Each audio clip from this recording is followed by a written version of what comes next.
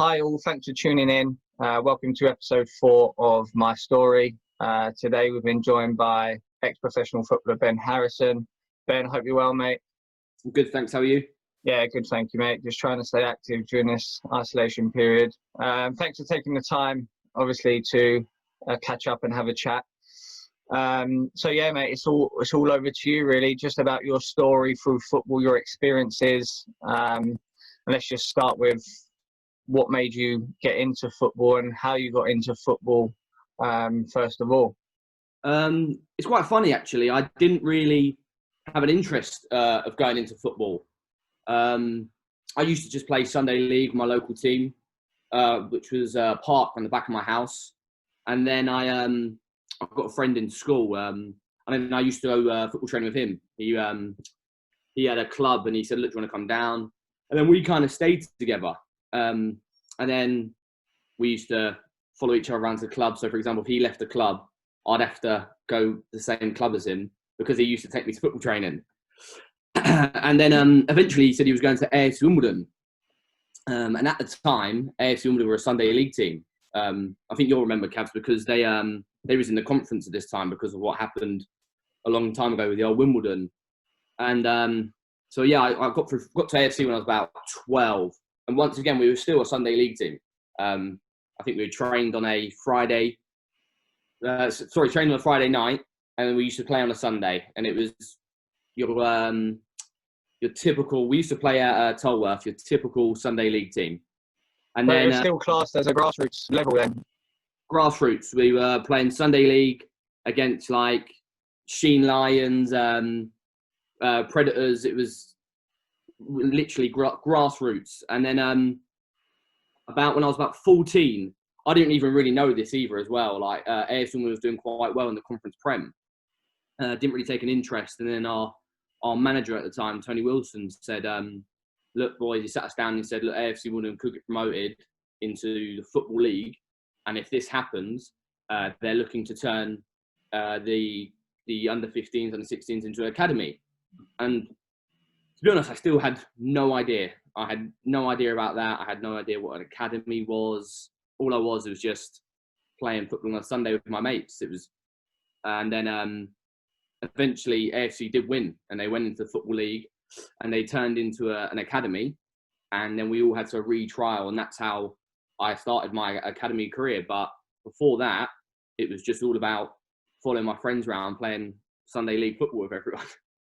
And did that, obviously, the transition to becoming an academy with the first team obviously getting promoted? I think Jamie Stewart was a captain of the first team that got promoted into the Football League then, and Ricky Wellard, who I've coached with and played with Jamie Stewart at Sutton. So I remember it really well. I was playing for Sutton at the time, and AFC literally come through the leagues one after the other, I think, like back-to-back promotions. So, but yeah, the transitioning from obviously just a grassroots club to an academy, what sort of changed? Was the environment, the training facilities, the coaches coming in, the emphasis on development, or was it winning games? And even for you then, did it make you sort of take football a little bit more seriously rather than just thinking, oh, it's just having fun with my friends? Yeah, no, a lot changed. We obviously went from, I was under 15s at the time, so I was still in school. So we went to a Tuesday and a Thursday night, and then we played on the Saturday. And it went from playing, like I said, Sheen Lions on your typical park to playing Wycombe Wanderers or Stevenage, and a lot changed. And then the quality of training changed. We were lucky we kept, our manager stayed the same, Tony Wilson. He was close with Mark Robinson, as you might know, and he was part of the AFC Wimbledon at the time, academy. So Tony Wilson stayed our manager at under 15s and under 16s. And and then a lot of emphasis went on development. It was how can you develop yourself? And then lucky for us, because we had come from Sunday League where all we wanted to do was win. We wasn't trying to better ourselves. It was winning the league, beating at our time rivals. So I think for my under 15s and 16s team, we had a great balance of, we wanted to develop.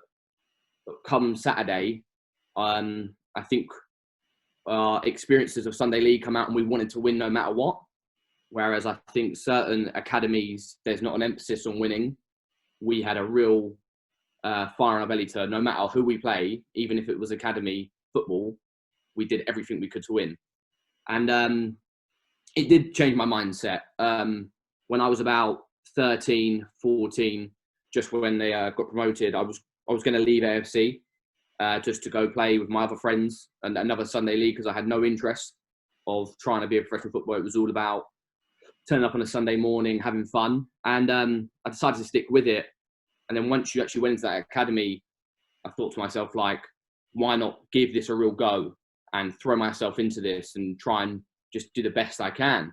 So your mentality definitely does change in terms of having fun to looking at yourself and thinking, right, how can I improve myself every single time I can at training and everything. Yeah, and obviously during coming through the academy, like, what was your support network like from family and friends?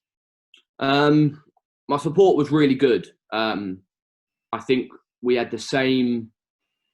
My friends from the Sunday League, I think we all went to academy under 15s, and then out of the Sunday League, we had an amazing team. So my friends were really supportive. We stayed together. I think you'll know a few of them. I think Billy Bishop was our goalkeeper. He'd been with us for years.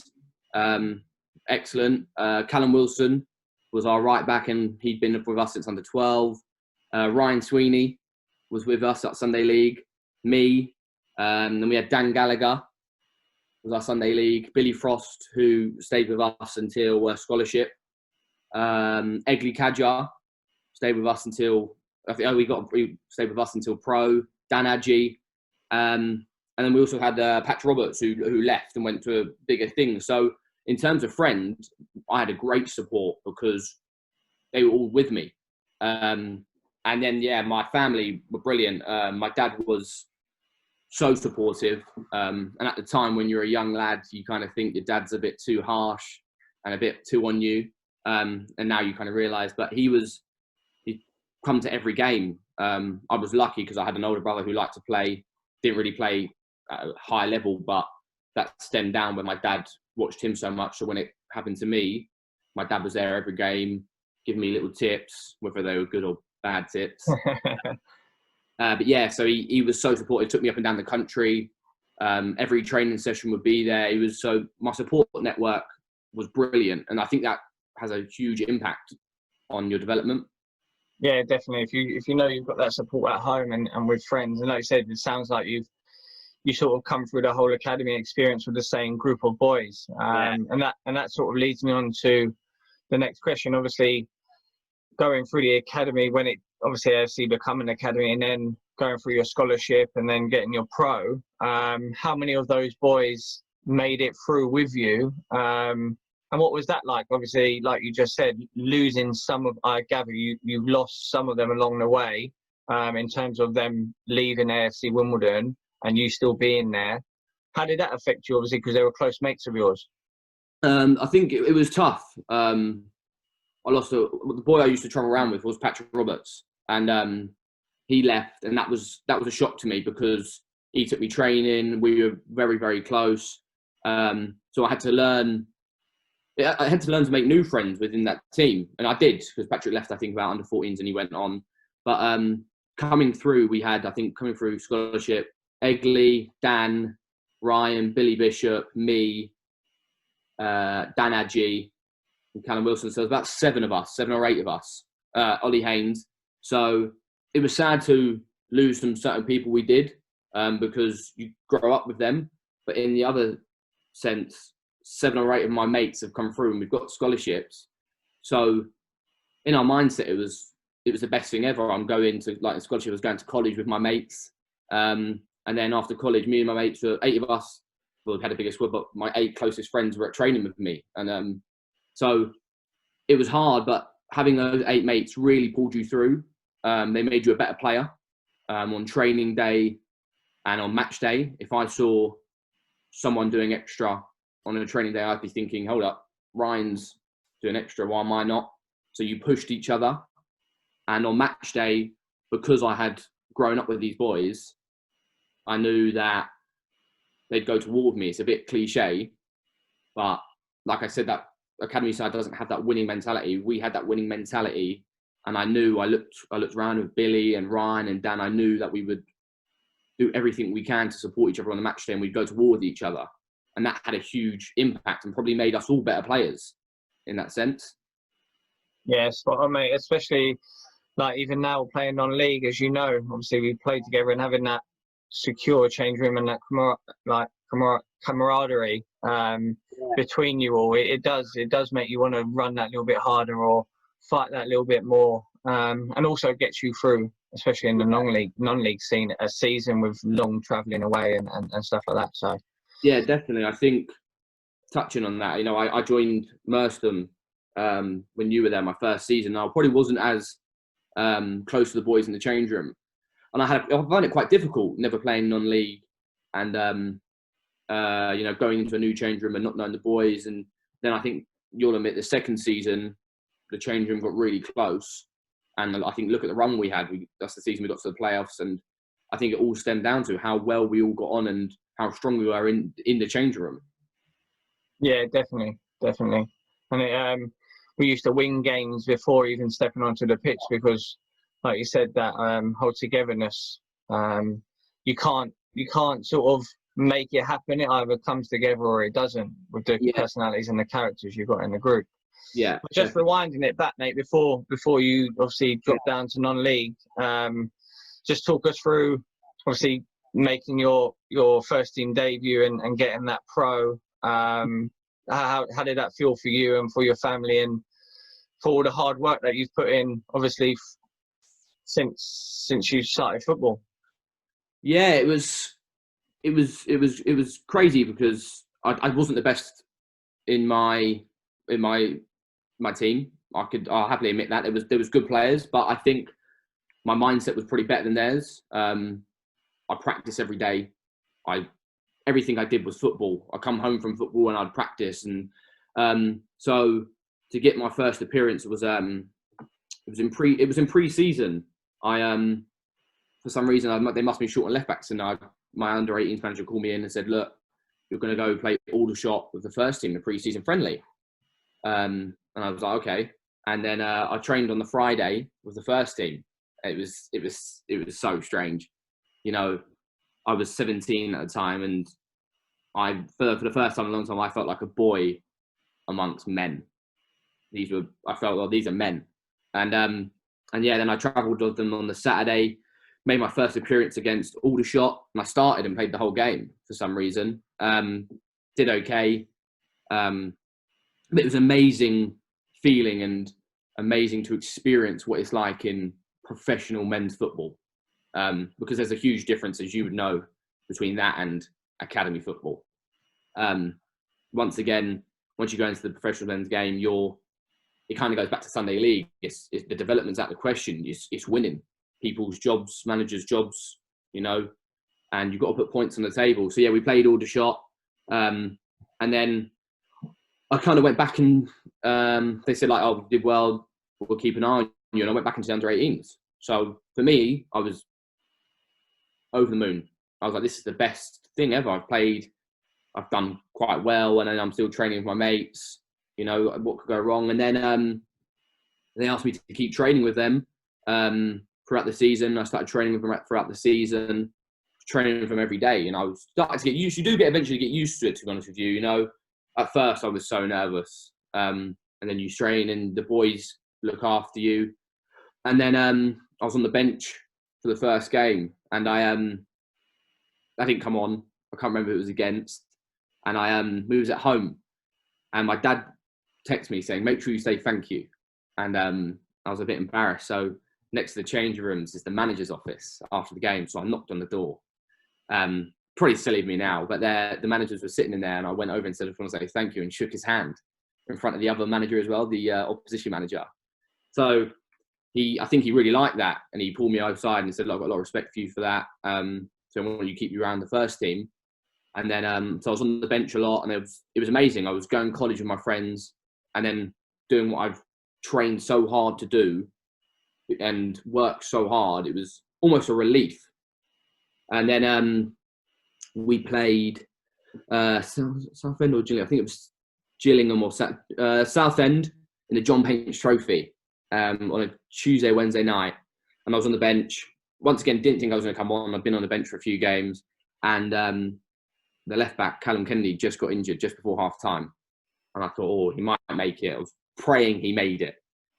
And praying, I was like, he'll be fine. And then he dragged all the subs in. And when we went in, the manager didn't come in straight away. You'd go into the change room and the boys would say what they wanted to. The manager would give you 5 minutes and he'd come into the change room. And he walked in without saying anything and he just looked around, saw me and he went, "You're coming on."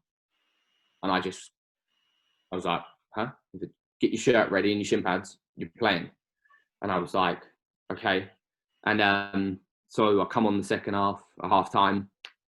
And it was such a surreal feeling. I was 17, a boy from Sunday League who had no interest of becoming a professional footballer. It was all about just playing with my mates. And we played and it went to penalties.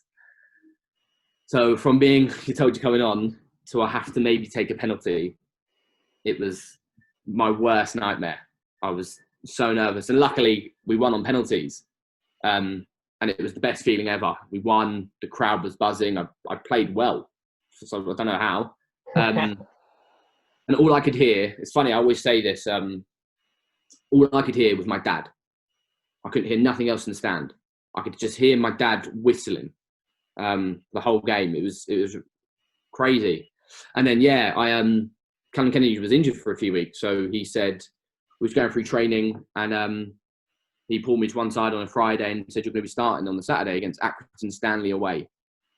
And I was like, Lovely, yeah. As you know, a horrible ground. So we go there. We go there and we get to this ground and it's not the nicest ground.